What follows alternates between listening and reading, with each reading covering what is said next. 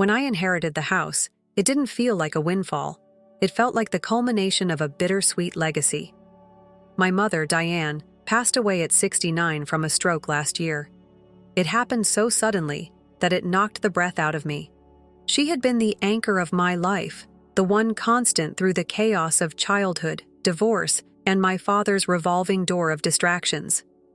At 44, with a stable career in financial consulting, I thought I was ready for life's curveballs, but this one hit differently. The house, our house, wasn't just bricks and mortar, it was history. A sprawling colonial in suburban Massachusetts, it had been our home since the late 70s. It was where Mom taught me how to bake apple pie and where we spent spring weekends planting roses in the garden. Every room carried her imprint, from the sunny kitchen to the den filled with books she never quite got around to finishing. Mom had fought to keep the house during the divorce, trading alimony for ownership.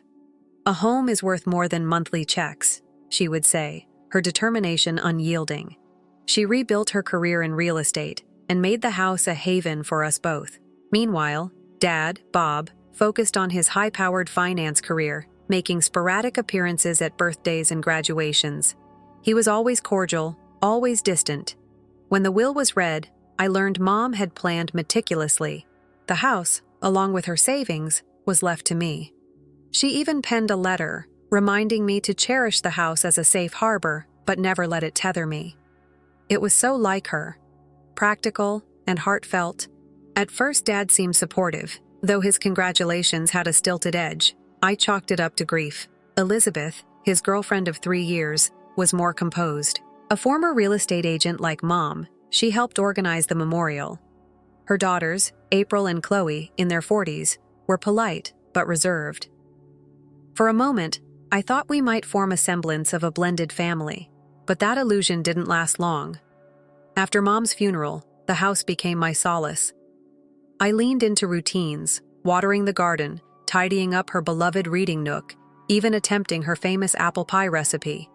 It felt like a way to keep her close, though the emptiness was hard to ignore. The big, quiet house only amplified it. Dad visited occasionally with Elizabeth, and while she was always gracious and polite, I couldn't shake the subtle shift in their dynamic after the will was read.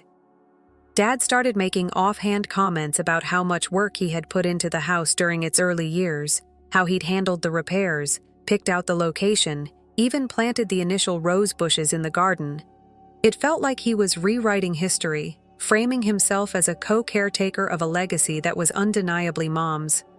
Then, 6 months ago, Dad called with an unexpected proposition. "Lila," he said, his tone upbeat in a way that made me immediately suspicious. "Elizabeth and I are getting married. We'd love to host the ceremony here, at the house. It's a family home, after all." The request caught me off guard. Hosting a wedding in the home I was still mourning Mom in felt strange, but I agreed. How could I not? It was my dad, and I thought it might help us reconnect. The wedding plans morphed quickly from small and intimate to something bigger. Elizabeth and her daughters started dropping by more often, discussing decorations, rearranging furniture, and bringing samples of linens and centerpieces. I began to feel like a guest in my own home. Still, there was a fleeting comfort in having the house full again. Elizabeth was a fantastic cook, and her daughters, April and Chloe, warmed up slightly, sharing stories over dinners. For the first time in a long while, the house didn't feel so lonely. Then, a week before the wedding, Dad sat me down in the garden, Mom's garden. His voice was low, his tone rehearsed. "Lila, I think it would make sense for Elizabeth and me to move in after the wedding.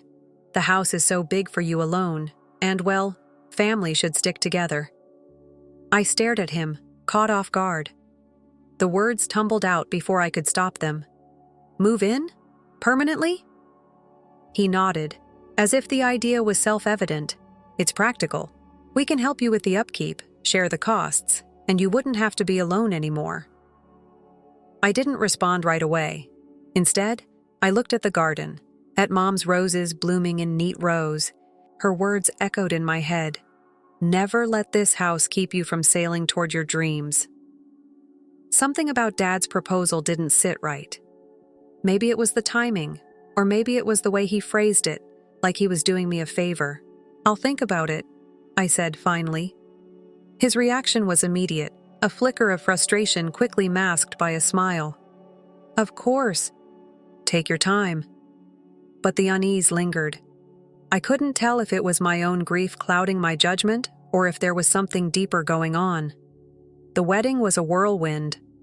The house buzzed with activity, florists, caterers, and family coming and going. I helped where I could, setting up decorations and arranging the dining room for the reception.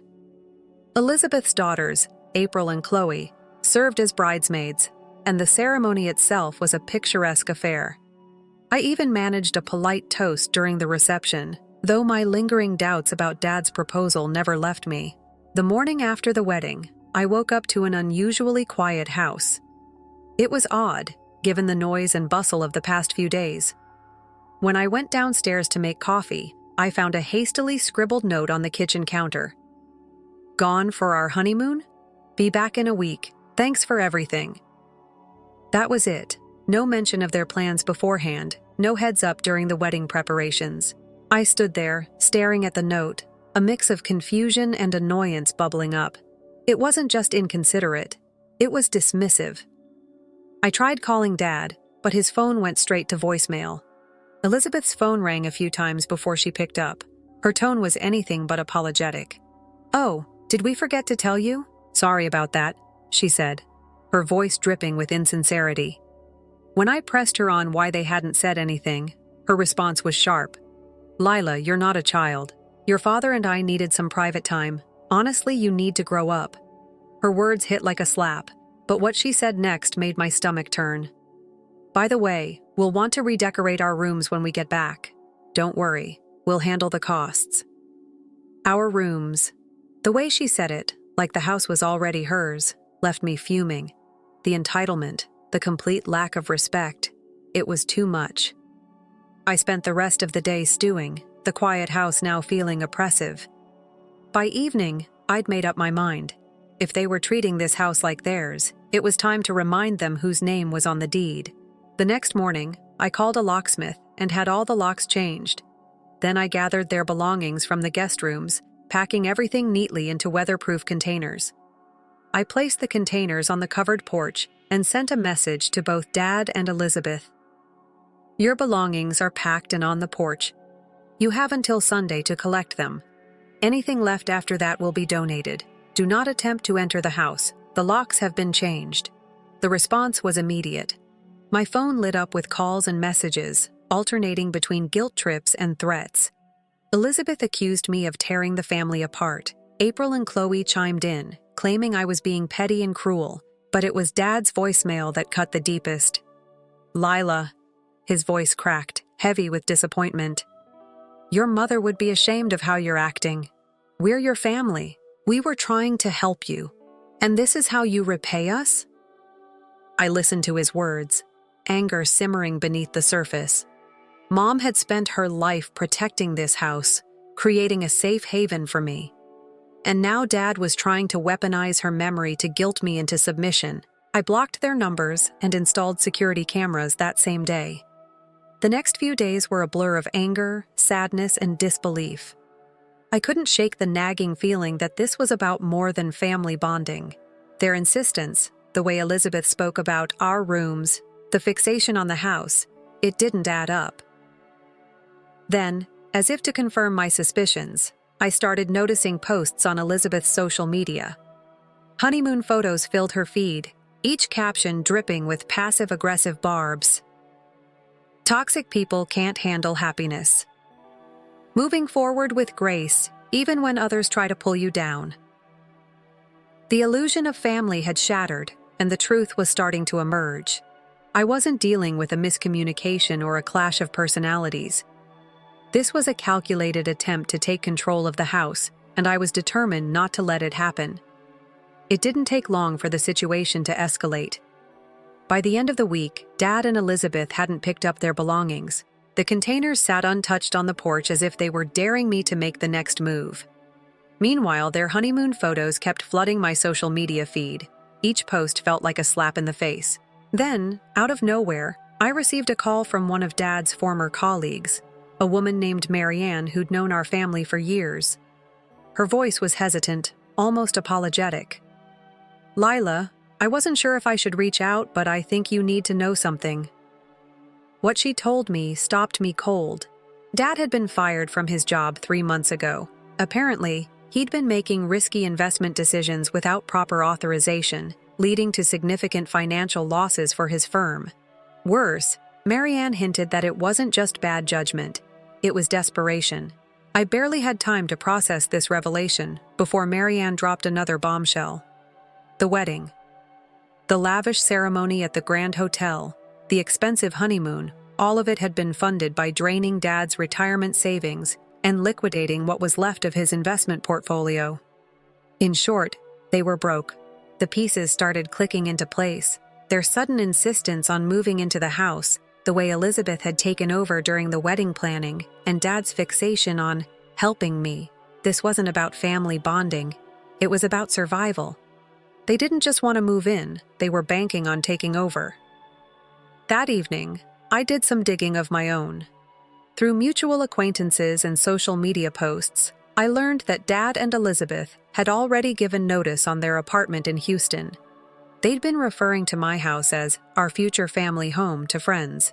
Elizabeth had even started planning renovations, sharing Pinterest boards and measuring spaces while I was at work. The audacity left me reeling. I felt a wave of betrayal that was almost physical. This wasn't just entitlement. It was a calculated attempt to manipulate me into handing over my inheritance. Every sweet gesture, every polite dinner conversation, every bit of help during the wedding preparations, it had all been part of a plan. I spent the next few days documenting everything. I photographed the state of the house, the packed containers on the porch, and every relevant message, voicemail, and social media post. Then I called my lawyer. He confirmed that I was well within my rights to protect my property and suggested sending a formal cease and desist letter to make my position clear. Elizabeth called the next day, her tone dripping with false humility. "Lila, we've been under so much stress. I think we all need to calm down and talk this through like adults." Her words might have been convincing if I hadn't already pieced together the truth. "Elizabeth," I said, keeping my voice steady, "this isn't about stress. This is about respect, and you've shown none.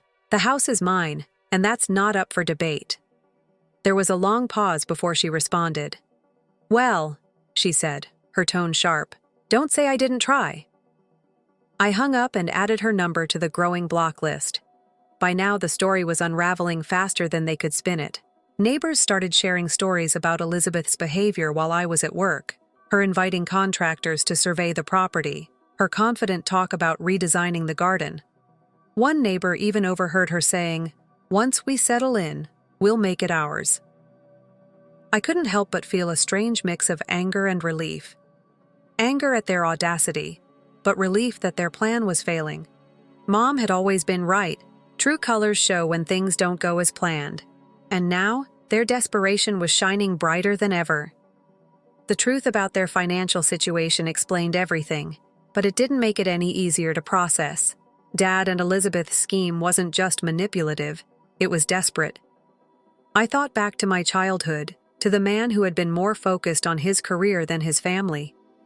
Now it seemed his poor decisions were catching up with him, and he was dragging Elizabeth along for the ride. The cease and desist letter was sent the next day. My lawyer made it clear that any further attempts to misrepresent ownership of the house would result in legal action. Meanwhile, I upgraded the house's security system and informed the neighbors to remain vigilant. They'd been incredibly supportive, sharing everything they'd observed and offering to keep an eye out for suspicious activity. Despite the formal warning, the drama didn't stop. Elizabeth shifted tactics, calling me with a tearful apology.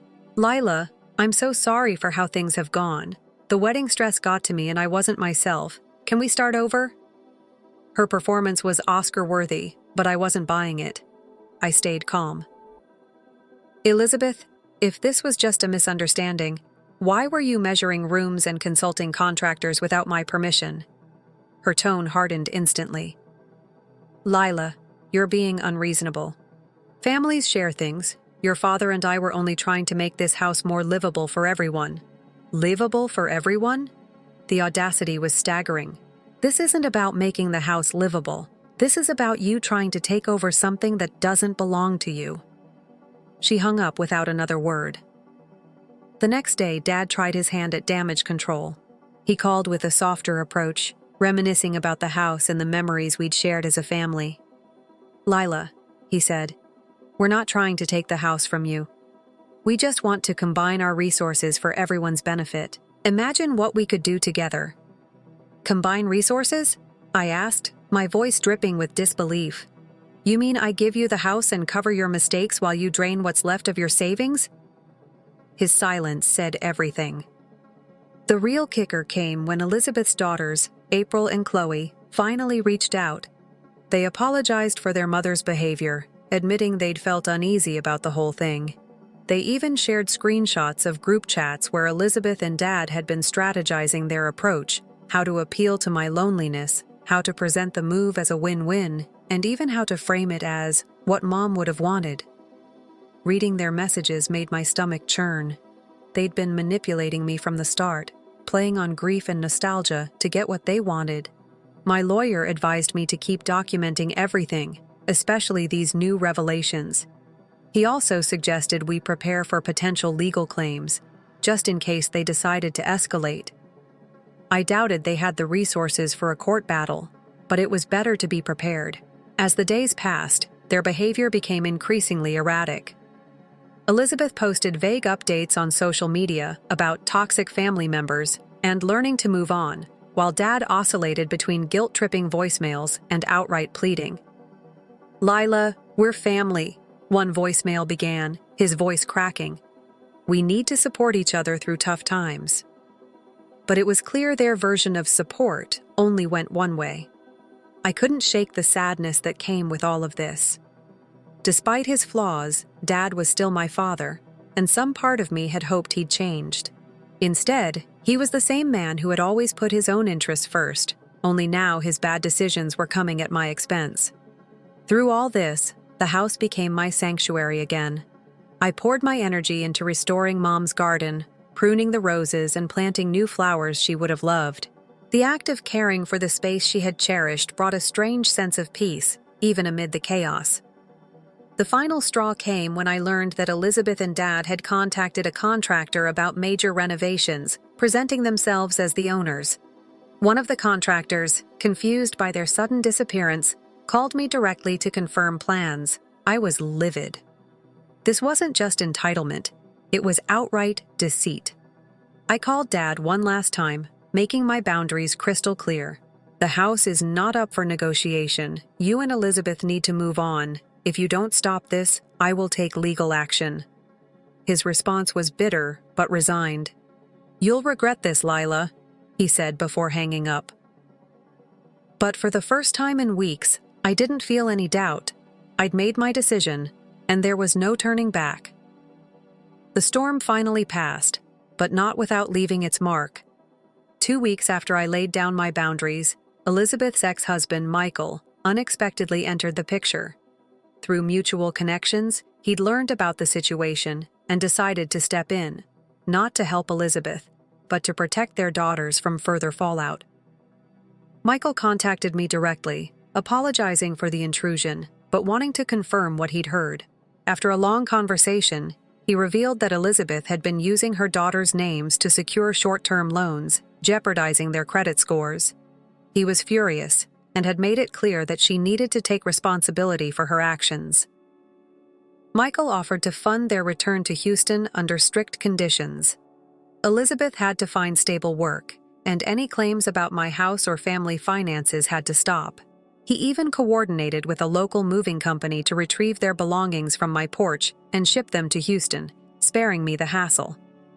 When Dad and Elizabeth realized Michael wasn't going to bail them out unconditionally, their attitude shifted again. They sent out a mass email to family and friends, framing their move as a fresh start and painting themselves as victims of a toxic family dynamic. Elizabeth's social media posts followed the same theme. Sometimes you have to leave behind what doesn't serve you and embrace new beginnings. I didn't care anymore.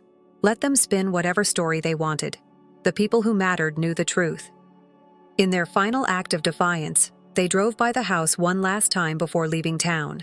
My security cameras captured their car slowing down, pausing briefly before continuing down the street. It felt like a symbolic goodbye to the scheme they had so carefully orchestrated. In the weeks that followed, the silence was a blessing. I threw myself into the garden, joining a local gardening club to learn how to properly care for Mom's beloved roses. The house, once a source of stress, felt peaceful again. For the first time in months, I could walk through its rooms without feeling like I had to defend them. Therapy also became a part of my routine. Unpacking the layers of betrayal, grief, and anger wasn't easy, but it helped me make sense of everything. I realized that holding on to the illusion of family had been weighing me down. Letting go of those who didn't respect my boundaries was liberating, even if it came with its own kind of sadness. Professionally, this ordeal had a surprising silver lining. As a financial consultant, I'd always helped clients navigate tricky family dynamics, but now I had a deeply personal understanding of what that entailed. It made me more empathetic, more attuned to the emotional toll of financial disputes. I started attracting clients who were dealing with similar challenges, and I was proud to help them protect their legacies the way Mom had protected mine. The community rallied around me as well. Neighbors who had been wary of Elizabeth's charm came forward with support, sharing their own stories of family disputes and expressing relief that I had stood my ground. It reminded me that while blood might be thicker than water, chosen family, the people who show up and stand by you, means so much more. Now, I'm focused on building something new. I've reconnected with friends I'd drifted away from during the chaos, and I'm even dating someone who values me for who I am, not what I own. The house has become a place of healing, not just for me, but for those who visit. As I walk through Mom's garden, the roses blooming brighter than ever, I feel her presence. She would have been proud, not because I fought to keep the house, but because I stayed true to myself. Her legacy isn't just the house, it's the strength and resilience she taught me to carry. To anyone facing a similar situation, trust your instincts, set firm boundaries, and don't let guilt cloud your judgment. Family isn't about shared DNA, it's about respect, love, and honesty. This chapter is closed, but the lessons it taught me will stay with me forever. Story 2. At 27 a.m., I am now the legitimate owner of the home I grew up in, having inherited it from my mother, Catherine, who died of a tragic stroke last year at the age of 47. Even though I've come to terms with her loss, I need perspective on whether I'm managing this appropriately because the circumstances around my present predicament are getting more complex. I'll begin from the beginning. When I was 7 years old, my parents split, and they shared custody of me. I was with my dad half the time and my mum half the time. Michael, 50 a.m. My mother and I were always closer. My dad never understood me the way she did. Most of the time, he was too busy dating or working to fully focus on me. As long as I had Mom, I was okay with this dynamic. However, I never really felt like he valued me. Catherine was an amazing mother. She made sure I never felt abandoned as she rebuilt her profession from the ground up even after the divorce. She had supported my dad's ascent through corporate sales by giving up her promising marketing job to raise me. She would prepare my breakfast each morning while going over my assignments, and she would find time each evening to assist me with my studies. Regardless of how worn out she was from her job, she inspired me to seek a profession in finance and taught me the importance of financial freedom. I intended to obtain my own flat once I graduated from college and began working as a financial analyst at one of the big downtown corporations. Then Mom suffered a stroke. It came as a complete surprise. She had just had a clean bill of health at her yearly exam 2 months earlier, was in good health, and routinely worked out. I can very clearly recall the Tuesday morning when her aide called me. My world abruptly halted while I was getting ready for a client meeting. She had left by the time I arrived at the hospital. We only saw each other on vacations because my father relocated to Houston for employment shortly after I started college. He invited his then-girlfriend, 38-year-old Allison, to join us for Christmas 2 years ago. She arrived with 2 kids from her former relationship with James, her high school boyfriend, Sophia, 18, and Hannah, 16. They had broken up for almost 7 years prior to her dating life, but they had never been married. My father had never before brought any women to family get-togethers, so this was rather unexpected. Though he had kept that aspect of his life apart from family time, Mom and I had always suspected that he dated, but we tried our best to greet Allison and her kids. It was a good evening. Allison was really sweet. She helped Mom in the kitchen and genuinely cared about my work. I could understand her girls' shyness and their tendency to keep to themselves. At their age, meeting your mom's boyfriend's family isn't really comfortable. After that Christmas, Allison was always on the line to talk to my dad whenever I called him. She would inquire about my job. Even minor things about my life that I had shared in passing were recalled by my pals. Having someone show such interest was pleasant. After losing my mother, I now question whether I was simply in need of a mother figure. Around the time of my 18th birthday, I learned that my mother had amended her will after she died away, letting me handle the house. Catherine had always been progressive, even when it came to touchy topics like death. In her well-kept home office, I discovered the documents and a letter outlining her choice. In her letter, she expressed her desire for me to have a strong foundation for the future. Being aware of how challenging it is to accumulate wealth in the modern economy, I chose to stay in my childhood home instead of looking for an apartment because I had just made a name for myself as a financial analyst. In light of the current housing market, the familiarity was reassuring and financially sensible. This house is filled with memories of her. She taught me how to bake in this kitchen. Every weekend, she lovingly cared for the garden. Our Sunday movie nights would take place in the living room. Despite his best efforts to conceal it during the funeral, my father wasn't happy with Mom's choice about the house. Despite the tremendous support he and Allison provided, I could see he was disappointed when the will was read. My mother received this house as part of the divorce settlement in return for not requesting alimony, even though it was initially bought by both of my parents when they were first married. This was actually quite fair. She had given up her career to raise me, while my father built his career in corporate sales. After the divorce, she worked incredibly hard to rebuild her career with some help from her parents, all while ensuring I never felt neglected. The job I have today is demanding 50 to 60-hour weeks are routine, and I often bring work home, but the house helped me feel connected to Mom. I'd work at the same desk where she used to sit, use her same coffee mug, and tend to her garden on weekends. It wasn't always easy being alone, but it felt right. 6 months ago, my father revealed he was engaged to Allison. The news came during one of our monthly phone chats, where he normally informs me about his life in Houston. He appeared abnormally thrilled, and their narrative spilt out a passionate proposal at their favorite restaurant. Allison weeping, happy tears. The girl's been supportive. Then he came up with an interesting offer, since they were planned to have the wedding here in our hometown.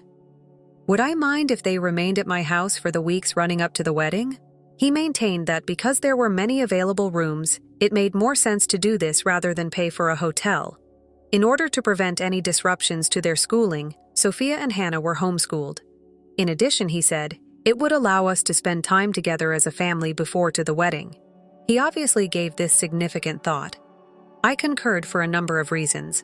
First of all, I was feeling more and more alone in spite of my prosperous work and cozy living. Meetings with clients, financial analyses, and numerous spreadsheets are all part of my job. Even though I have friends, I was getting tired of returning home to an empty house every night. Once serene, the stillness now seemed oppressive. In addition, Allison and her girls appeared kind if restrained, and I really liked them. In order to assist me save more money for my future investment goals, my father additionally volunteered to divide all home expenses while they were visiting. The house seemed to come back to life when they moved in around a month ago.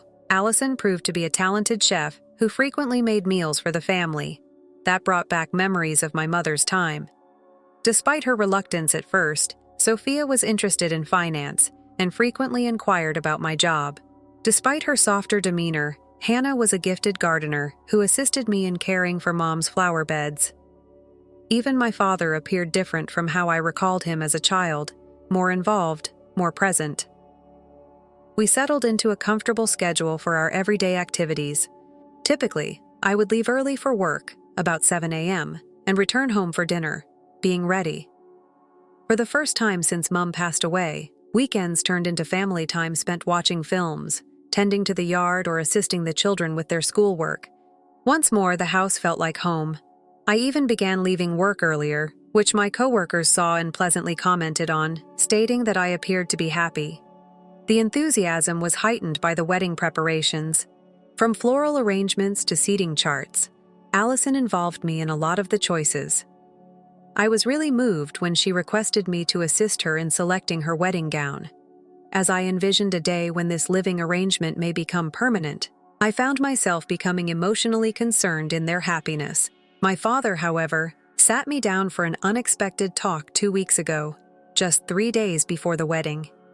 He picked a time when Allison was out shopping for last-minute wedding items with the girls. He disclosed his genuine intentions as we were seated across from each other at the kitchen table, where my mother and I had several chats. He wanted to know if I would be open to settling into this living situation going forward. He said that he had planned this little visit to make me more at ease with the thought of rejoining a family. He said he wanted to gradually introduce me to the notion of living with them, since he detested the idea of my living alone in this large mansion. They were all getting along nicely, he said. How much happy I appeared to be, and how this may be our opportunity to truly be a family. My first reaction was to say yes. This was just what I had been lacking after all. I've learned over the past month how much better life can be when you have other people around, but I was slowed down by something.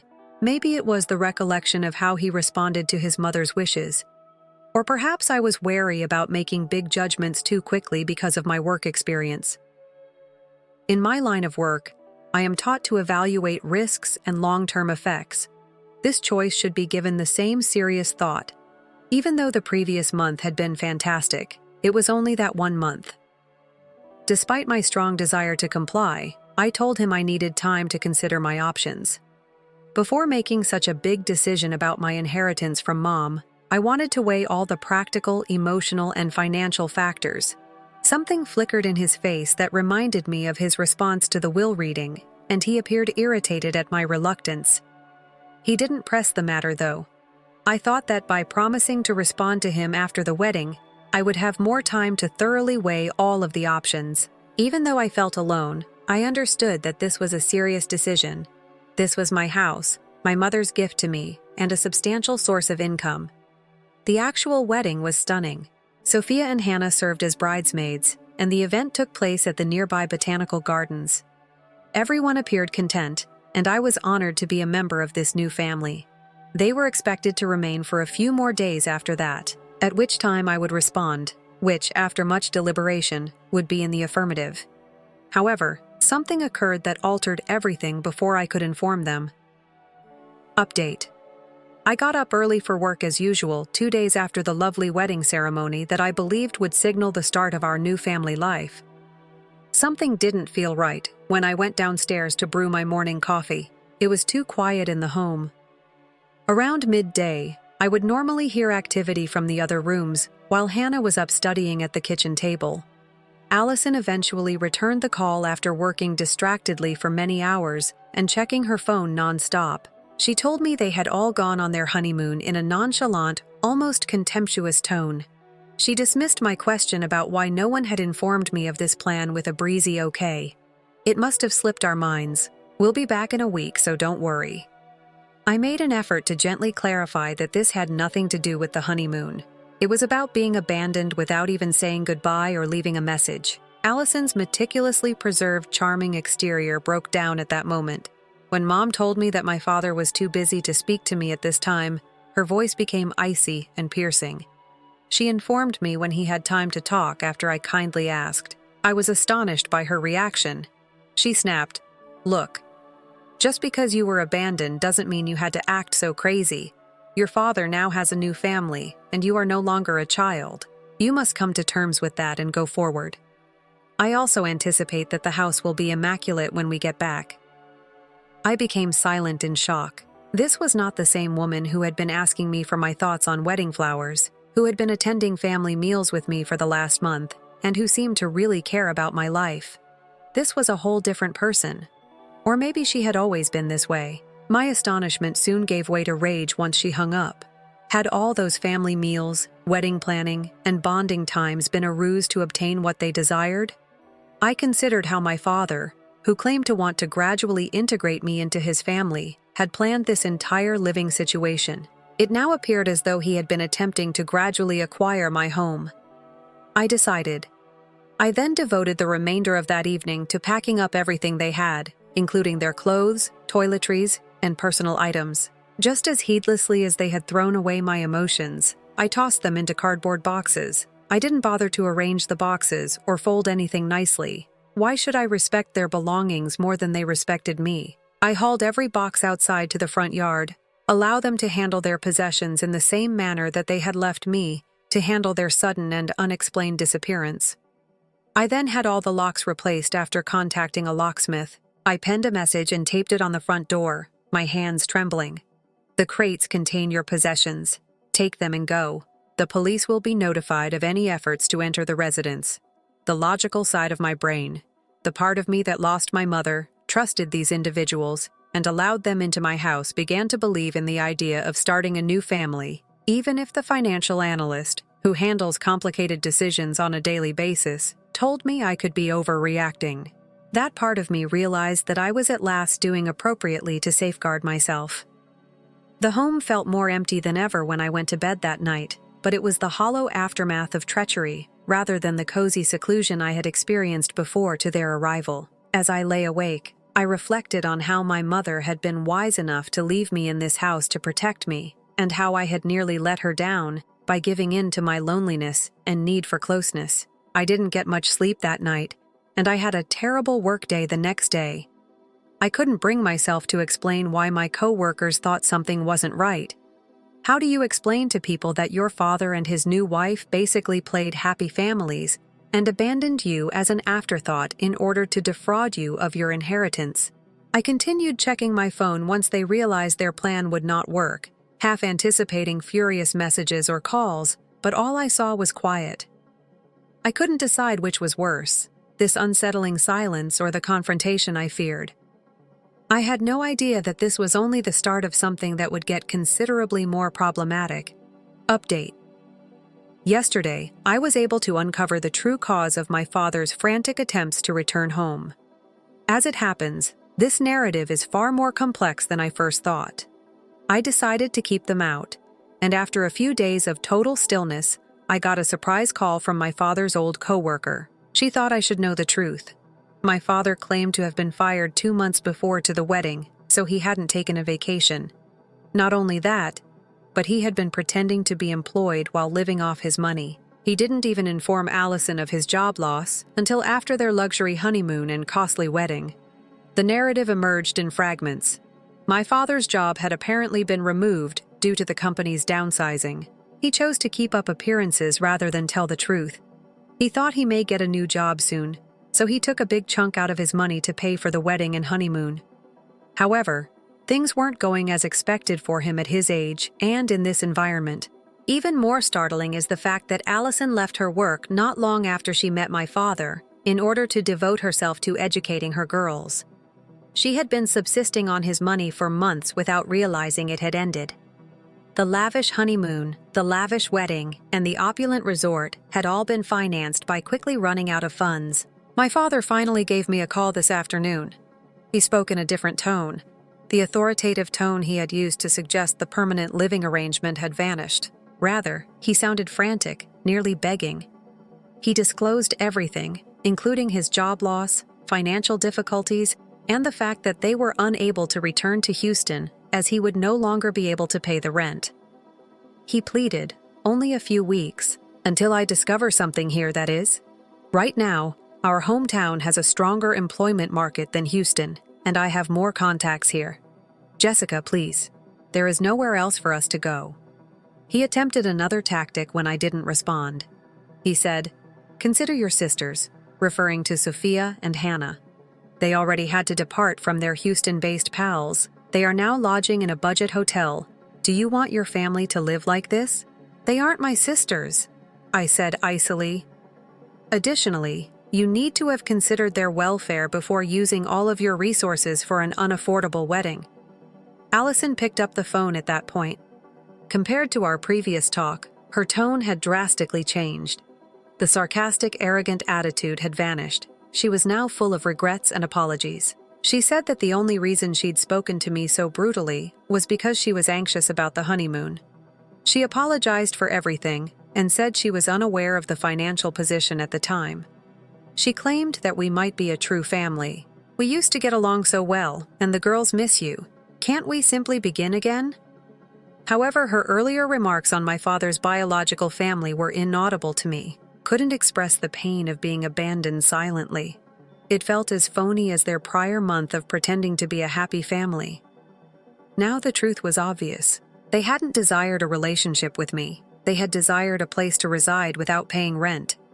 "No," I told them. I clarified that I had nothing to do with their financial issues. My father had made his decisions, including trying to manipulate me rather than directly asking for aid, spending extravagantly on a wedding and honeymoon, rather than being honest with his new bride, and concealing the fact that he had lost his job. I reminded him that he could have been honest right away if he needed help. Rather, "You attempted to deceive me into allowing you to live there permanently.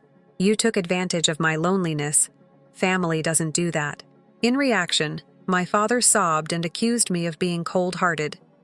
In a final attempt to control me, he remarked, "Your mother would be ashamed. She would detest witnessing you abandon your family in this manner." The final straw was that, "Tell me what my mother would think, please." I lost my temper. She taught me to advocate for myself and to be financially responsible. She also taught me that deceit and manipulation are not signs of true love.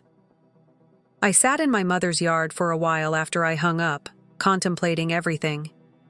Just as Mom had planned for my future, the roses she had planted were blossoming, demonstrating her meticulous preparation and care. Even after she left, she continued to protect me by leaving me in this mansion. All of this is still registering in my mind. A part of me is guilty. It wasn't about my choice, but rather my relief that their actual selves were exposed before I consented to the long-term partnership. Even if I had to see my father and his new family struggle, is it inappropriate to feel thankful for avoiding this bullet? However, I recall that they departed silently, Allison's speech to me, how they attempted to take advantage of my loneliness. I consider how my father spent carelessly, concealed his job loss, and then looked to me to save him. Those that genuinely care about me don't act in this way, but I'm sticking to my guns for the time being. Their financial issues will need to be resolved on their own. I have to live my own life and safeguard my own future. Update. 3 significant events occurred today, which I think will be the last chapter in this complex scenario. Naturally, my father's family couldn't leave the city without one more dramatic moment, even if they are officially departing. About 3 weeks had passed since our previous discussion about their financial status, during which I remained strictly silent on the radio. Allison and my father texted me at the same time this morning, with what they obviously believed to be good news. It seems that Sophia and Hannah's father, James, Allison's ex-boyfriend, had abruptly volunteered to support their return home. The texts were brimming with hardly disguised delight, as though James's saving them somehow validated my decision to not assist them. With scathing remarks on how some individuals who ought to care didn't step up when needed, they made sure to highlight how lucky they were that someone saw the value of family. I'm not naive, though. I discovered the true story behind James's unexpected donation through our shared ties. Evidently, he had started to worry about the stability of his daughter's living circumstances when Allison contacted him with their predicament. The girls had been lodging at a low-cost hotel outside of the city. The ongoing concern about their future interfered with their homeschooling. James, who I had always characterized as a distant parent who put his company before his kids, was now compelled to act. My understanding is that my father's financial deceit was exposed during a contentious conversation he had with Allison over the girls' welfare. Allison left her work to become a stay-at-home mother without a stable income, which infuriated James. The irony that James, the ostensibly uninvolved ex, had to clean up this mess is not lost on me. In addition to covering their airfare, he has reportedly set up short-term accommodation for them in Houston while my father recovers. Given that he is under no duty to assist Allison or my father, it is more than kind. A few hours after they first texted, Sophia shared a photo of herself and Hannah on social media, along with 4 leaf clover emojis and Lucky Charms as captions. Their Houston pals celebrated their homecoming in the comments section. The girls will return to a stable setting, which makes me glad. The way my father and Allison attempted to control this issue, right up to the very end, makes me feel irritated. Before they went, my father tried one more time to get in touch with me. The typical guilt trips began his voicemail. Why was his only daughter being so aloof? How could I cause them pain? Mom would be very disappointed. However, his tone shifted, and he said something that made it clear that I had always made the proper choice. I should have owned that house. To pay for it, I worked for years. Your mother was a homemaker at the time. You're too young to comprehend how much real estate is worth in the current market. Everything I had assumed about his genuine objectives was confirmed by his statements. He had never viewed this as an opportunity to start a new family or mend our relationship. He had always targeted the home, and I was only a barrier to get beyond. At last his mask had fallen off entirely. Although I didn't reply to his message, I did make one last sensible choice. I phoned my lawyer and asked them to write an official letter warning that they would take legal action against anyone who tried to claim the property in the future. It may sound exorbitant, but I've learned the value of appropriate asset protection over the years through financial analysis. I've come to appreciate how much I've learned about family and myself over the last several months. Yes, I still get loneliness occasionally in our large home. Even though the stillness can still be too much on certain nights, I've started talking to friends more, volunteering at the neighborhood community garden, and joining professional networking organizations. That would have delighted Mom. I'm gradually re-establishing my relationships with the people I distanced myself from when Mom passed away, and they've been surprisingly accepting of my recent retreat. One of my best friends made the intriguing observation that maybe my desire to fit in with my father's family wasn't simply a result of loneliness, but also of attempting to replace what I had lost when my mother passed away. She may be correct. I'm also learning that even when family members show themselves to be unreliable, it's okay to defend your limits and yourself. There's a reason Mom trained me to be financially independent, and part of that is knowing when to say no, even when it's painful. I'm sending my best wishes to my father and his new family. However, I hope they resolve their issue in Houston from a distance. In particular, I hope Sophia and Hannah are able to achieve stability. I truly liked getting to know them over their little stay here, and they are innocent in all of this. Now the house feels different, calm, but not deserted. While Mom's memories are still there in every space, they have been infused with the lessons gained from this experience. She used to help me with my homework in the dining room, and now I'm having dinner parties for guests in the garden she loved so dearly. I believe my mother would be happy of the family I'm creating now, one that is founded on honesty and respect for one another, rather than deceit and ulterior motives. I want to express my gratitude to everyone who helped me with my earlier blogs. I was having self-doubt, but your words helped me see things clearly. Sometimes it takes an outside viewpoint to identify the warning signs that were too close to be ignored. I appreciate this community and the insight you have given me. Story 3. They expected me to watch the kids while they had a good time, even though I, 25, was not invited on the family cruise. Reddit, hello!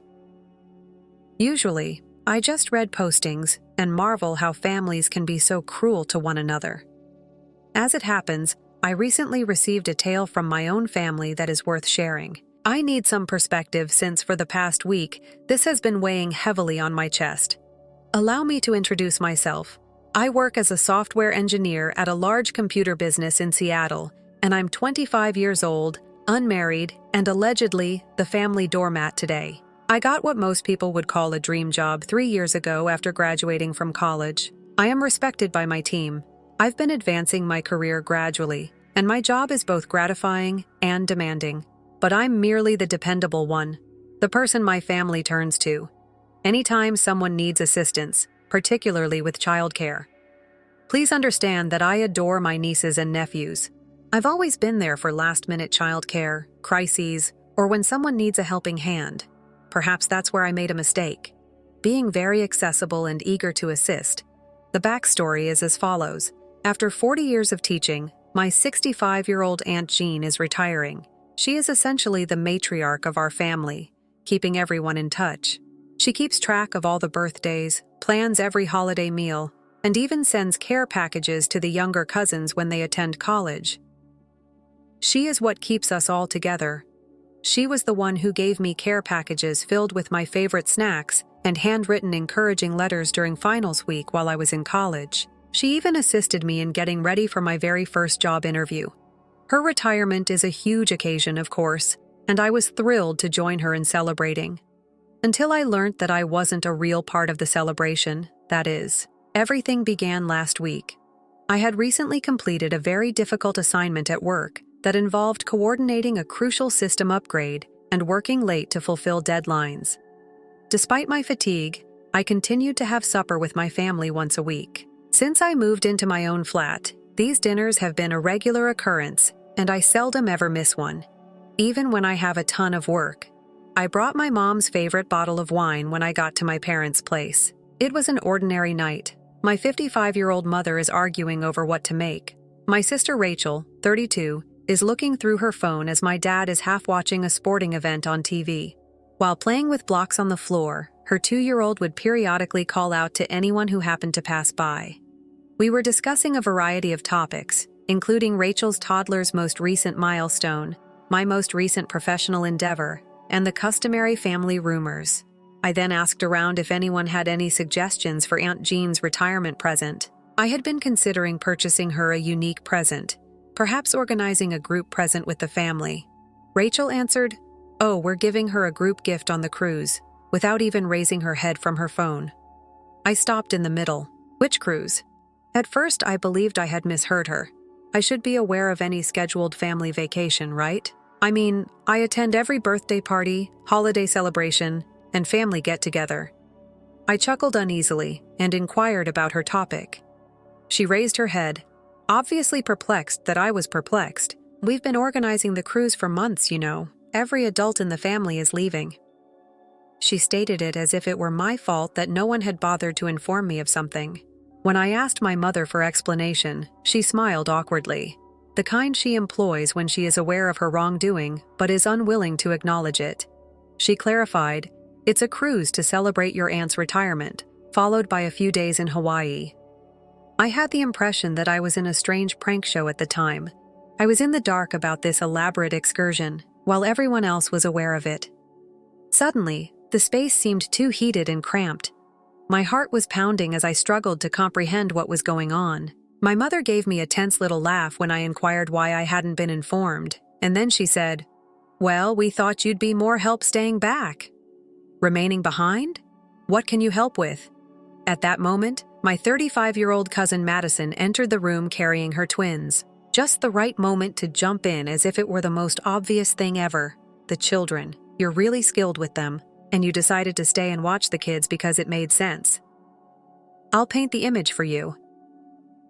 There are 4 children under 4 between Rachel and Madison, Madison's twins, who are a little over a year old, and Rachel's 3- and 2-year-old children. And without even asking me somehow, they had concluded that I would be more than happy to remain behind and keep an eye on them all. I gaped at them in shock. I neglected to have dinner. Are you telling me that you organized this entire vacation without inviting me, and that you just thought I would be okay remaining home to watch the kids? Rachel finally put her phone down and shrugged. Yes, indeed. You don't have children or anything that might bind you, and you're always so trustworthy. It just made sense. Who thought that made sense? I turned to face my mother in the hopes of receiving an explanation that would not make me feel like a total afterthought. "Honey, we didn't mean to leave you out," she responded with a feeble grin. "We assumed you would comprehend. You have always been the one in charge. Accountable." It was like being slapped in the face by that term. Throughout my life, I've heard this a lot when I choose to stay at home and assist with family gatherings rather than going out with friends. When I rescheduled my time at college to assist with Rachel's first child, when Madison had a tough pregnancy with the twins, I helped her by using my vacation days. When someone needs assistance, I've always been the one to step up. Yes, I have assisted with school pickups, kept the kids during crises, and even filled in for Rachel when she had work-related issues. Rachel had a late meeting only last month, so I took a half-day off work to pick up her children from creche. I helped Madison organize her house during 3 weekends the previous month. Once the twins began to crawl, however, this was quite different. They weren't even kind enough to ask me. They just made decisions for me, disregarding my life, my time, and my desires. My mother attempted to defuse the situation by claiming that they bring me back. That kind of memento would somehow compensate for being left out. As though a little item might make up for being treated as the family's unpaid babysitter, she continued, "We'll get you something nice from Hawaii." Meanwhile, Rachel pretended that I was exaggerating. "You wouldn't really enjoy the voyage anyhow. I take it that you don't like big crowds? Do you recall your uneasiness at Cousin Katie's wedding?" I'm sorry. They were now determining what I would and would not like. I was recuperating from the flu when the wedding took place 5 years ago. However, it seems that one incident had turned into a justification for them to keep me out of family gatherings. I sat there attempting to take it all in. This wasn't only a mistake. This was intentional. In a secret Facebook group, they had been organizing this for several months. They all know that I don't use Facebook, so I wasn't involved in that one. They might have texted, called, or simply mentioned it in passing during the dozens of family events we've had. However, they didn't. My mother attempted to sidestep my comments about how painful it was to be left out. It wasn't our intention to offend you. It was only sensible. Sensible for them. Shortly after, I departed, too upset to continue the debate. It was a blur on the way home. Memories kept coming back, making it difficult for me to concentrate on the road. The times I sacrificed all for them, all the things I had given up. I always choose their needs before my own. However, as the days went by, the rage evolved into something more profound. It was more than just the journey. It has to do with their words, about my family's perception of me. I don't have any wants, goals, or ambitions of my own. I'm just the person they can rely on to be dependable, helpful, and willing to make sacrifices when it suits them. I've mentally rehearsed the exchange several times. I reflected on how I spent the entire night with Rachel when her first child had colic, how I assisted Madison in finding strollers and car seats that would work for twins, and how I've never missed a child's birthday celebration or school function. The more I considered it, the more I understood that this was not a one-time event. They've always treated me like this. I didn't even realize how frequently my family took advantage of me since I was so ready to support and assist them. However, I'm finished this time. I'm not sure how I'll deal with this going ahead, but I'm definitely not going to remain behind to watch the kids. Not now. What are your thoughts? Reddit. Have you ever found yourself in a comparable circumstance? I'll keep you informed as events develop. One update. Hello everyone. I appreciate all of your encouraging remarks on my earlier post. In the last several days, a lot has transpired, and I must disclose how things have gotten out of hand. I made the decision to make one final attempt to get on the trip after reading your remarks. I asked whether I could go on the trip by texting my sister Rachel. I'm hoping we can figure something out. Her reaction was enraged. The cruise is sold out, sorry. We made our reservation months ago, and adding individuals now is not feasible. Even if it meant being on a different deck or taking a separate flight to Hawaii to meet them there, I assured her I would be happy to reserve my own cabin separately. Even though I was still being told that I was excluded, I was genuinely attempting to be flexible. What did she say? If you decide to attend, you must first arrange for childcare. Everything has already been planned, assuming you'd keep an eye on the children. It dawned on me then that they never intended to include me. The excuse of daycare was just that. An excuse. They had already determined that I would always be the babysitter in this household. I decided as a result. I had previously asked for time off for what they believed to be childcare responsibilities. I choose to utilize it for myself, rather than cancel it. A coworker had told me about this lovely mountain cottage rental, which I found to be quiet, remote, and equipped with hiking paths and a hot tub that looked out over a valley. I made the reservation right away, packed my things, and departed without informing anybody of my destination. Everything I needed was in the cabin. No cell service unless there is an emergency. No Wi-Fi, only the sound of nature and complete isolation. Naturally, my phone was overflowing with messages on the morning of their cruise departure before I finally shut it off. "We're heading out in 1 hour, Mom. When are we able to drop off the children?" Rachel: "Hello? We're taking the car seats to your house. Prepare yourself." "Are you ignoring us, Madison? This isn't amusing. We have a timetable to adhere to." Again, Mom: "Please answer your phone, honey. Everybody is waiting." Then the messages became more obscene. "I find it unbelievable that you are acting so self-centered, Rachel. Our flight is about to be delayed. This is utterly reckless, Madison. We had faith in you. I brought you up better than this, Mom." The finest aspect: I had never really received confirmation from them that I would be watching the children. They simply believed that since I've always done it, I would. I'm now sitting in this serene cottage and taking in the mountain sunset, and I feel like I can breathe for the first time in years.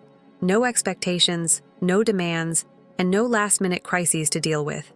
However, I am aware that this calm is fleeting. I haven't turned on my phone yet. And when I switch it back on, I can only picture the drama that awaits me.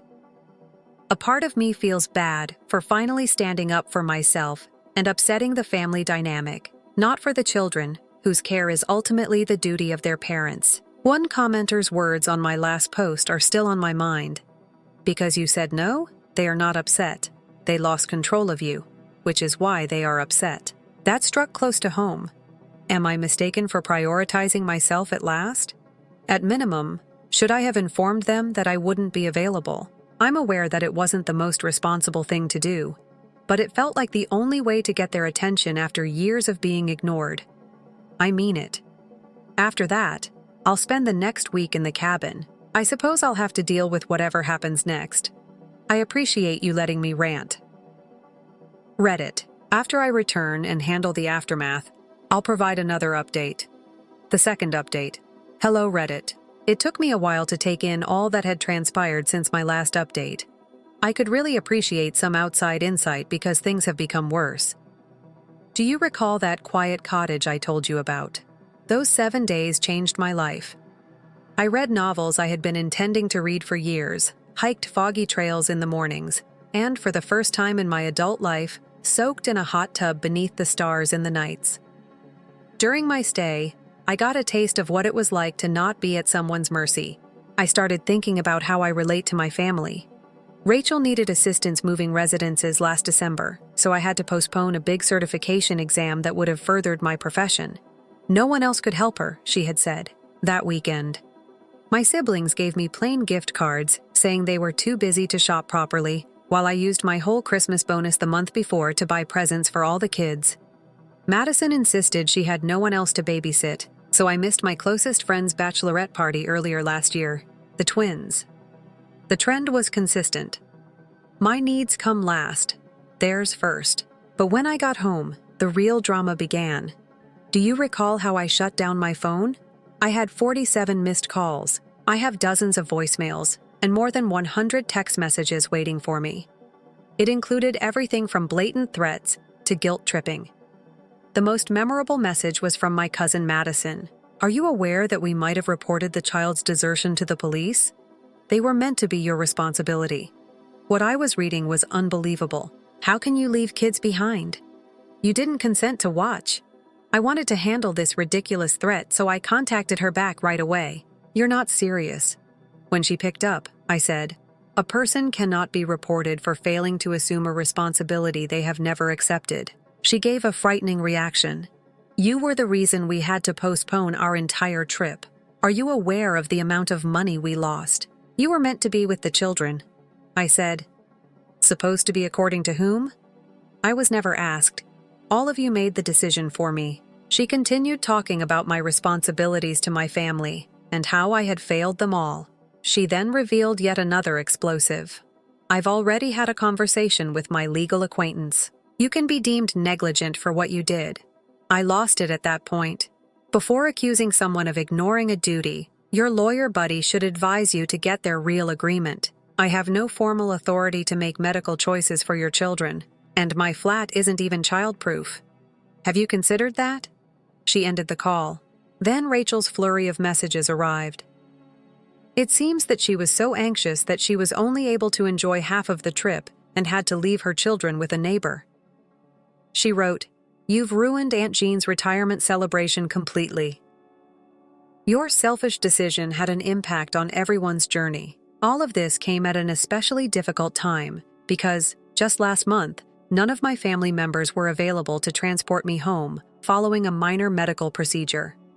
Madison was preoccupied with her daily schedule, and Rachel had an important hair appointment. In the end, I had to pay for a ride-sharing service. Although more subdued, my mother's strategy was just as deceptive.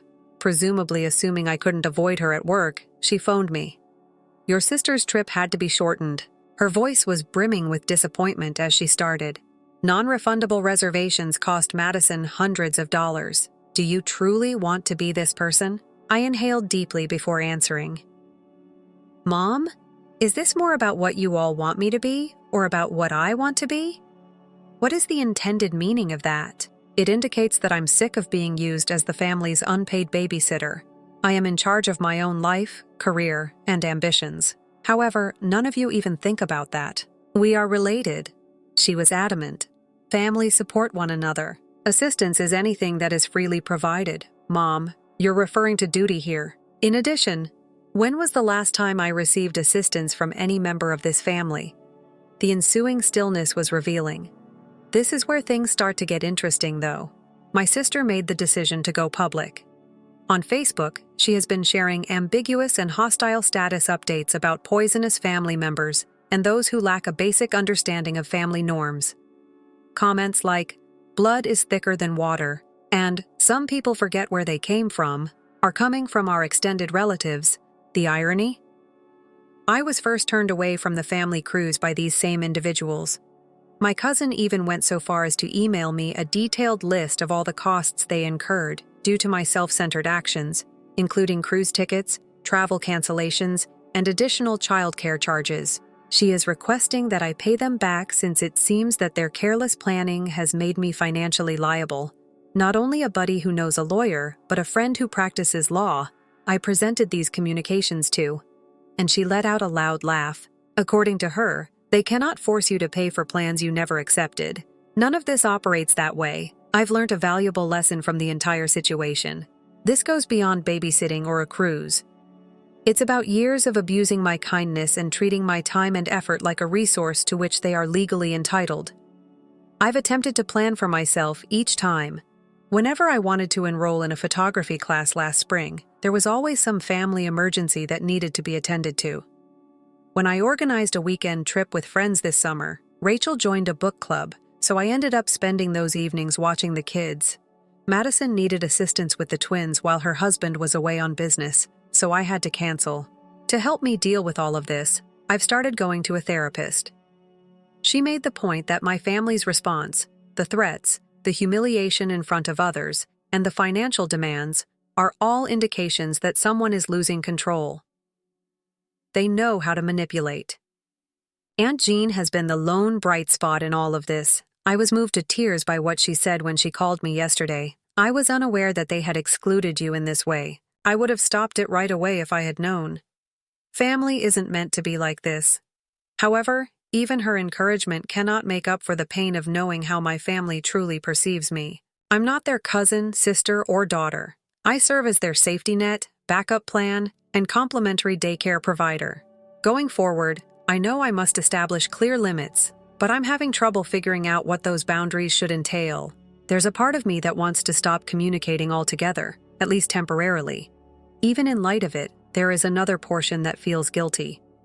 What are your thoughts? Reddit. With family members that don't even grasp the idea of limits, how can you set them? Have any of you had a similar situation? The third update. This will be my last update on the subject. Reddit. Following the events of the cruise and the ensuing controversy, I've made some tough but essential choices on how I will interact with my family in the future. These last 2 weeks have been life-changing. My professional life has altered drastically. I'm taking charge of a big project now that I'm not always on call for family crises. It's like you're a new person, my supervisor said when he called me aside last week. Your energy and concentration have significantly increased. It wasn't until they were gone that I realized how much my family responsibilities were impeding my career. I finally had the chat I had been dreading last night. I gave my mother a call. Since I still adore her in spite of everything, I knew she would be the most difficult to deal with. However, love is insufficient to excuse their treatment of me. Her voice was instantly eager as she responded. "I'm so happy you phoned, honey. Let's move on from this." "All right. I want to stop fighting now. It's not a conflict." "Mom," I responded, maintaining a steady tone. "I'm telling you this because I need space. Lots of stuff. What does that signify?" Her voice changed from one of optimism to one of worry.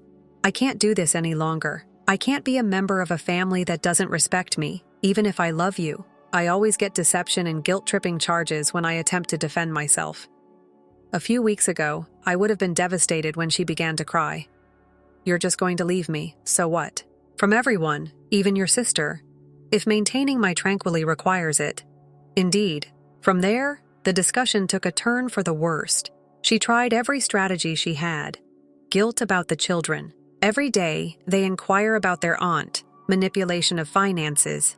"Do you recall who assisted with your initial flat payment and even brought up your father's health? His heart isn't doing well under this stress."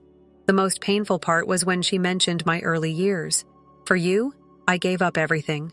I said," she said, "to raise you, I put my career on hold." I didn't miss the irony of her utilizing her own decisions to blame my decisions on me, but I held my ground for the first time. I clarified that although I would continue to send birthday cards to the children, I would require total separation from the family's adults for the foreseeable future. "For what duration is the future foreseeable?" she made a demand. "For as long it takes for me to recover and for everyone to see that I'm more than simply the family's babysitter." She ended the call. I felt lighter for my sister and cousin than I had anticipated feeling upset. I used a less complex strategy. I disabled their social media profiles and phone numbers. I went through all of the family group conversations on my phone and unsubscribed. I altered my email filters to forward their messages to a different folder and unfollowed them on social media. When I'm prepared to change in, I can check. My life has been amazing every day. I used to be so worried about missing an urgent call from my sister or cousin that I would continuously check my phone. My phone isn't tied to incessant requests from my family anymore. It's just a phone. I've begun taking back my weekends. I joined a local hiking club last Saturday to tackle a strenuous path that I've always wanted to experience. I spent 6 hours going to a stunning top with like-minded individuals, rather than watching my nieces and nephews. Next weekend, we intend to go hiking again. I mentioned the photography class. Everything is going very well. I have a natural eye for composition, according to my instructor, and I'm already organizing a picture show with several of my classmates for the spring of next year. When I was at everyone's mercy, I would never have had the chance to take advantage of these types of possibilities. Additionally, I've resumed dating, which was previously very difficult. It's incredible how much more appealing you seem to possible partners when you don't have to keep postponing arrangements to deal with family crises. Aunt Jean is the only person I keep in contact with. She confirmed everything I've been feeling when she contacted me this morning. Walking away from individuals who don't appreciate you, even if they are family, can sometimes be the strongest thing you can do. I felt less alone in this choice once she revealed that she had experienced something similar with her own sister years prior. I learned from my therapist that this goes beyond just establishing limits. It's about taking back who I am. I was the family helper, the responsible one, and the dependable one for a very long time. Without those labels, I may now discover who I am. Yes, there are times when I miss them, like when I walk by their favorite park or see something that would make my nieces giggle. However, I then recall the cruise event, when they were prepared to deny me a family celebration, while still requiring me to give up my time for their convenience. I've begun a 5-year plan for myself, something I've never been comfortable doing. While working, I'm considering pursuing a master's degree part-time. My boss is very supportive, and my company offers a tuition reimbursement program. In addition, I'm saving for that springtime trip to Europe by myself, which would not have been feasible while I was continuously devoting my time and resources to family responsibilities. My mental health has changed in the most unexpected way. I no longer experience the same level of constant anxiety. I eat better, I sleep better, and I've even started working out on a regular basis. You have an incredible amount of energy when you're not always running other people's lives. For those who inquired in my previous post, the answer is that I am still employed and have even accepted a team lead position for a new project. My coworkers have seen how I've changed. "You smile more now," commented one of them. I was unaware of how obvious my tension had been to other people. Cutting off my family in this way may seem harsh to some of you. Perhaps I am. However, this seems to be the only option left to me after years of being ignored, having my needs and wants disregarded, and being treated more like a service than a human. I have no idea what the future will bring. They might realize why I had to do this one day. They might not. But I'm prioritizing myself for the first time in my adult life. It feels natural, too. I appreciate Reddit's unwavering support along this trip. Your feedback and personal stories gave me the courage to make this choice. I'm ready to conclude this chapter and concentrate on creating my own novel, so this will be my final update. S.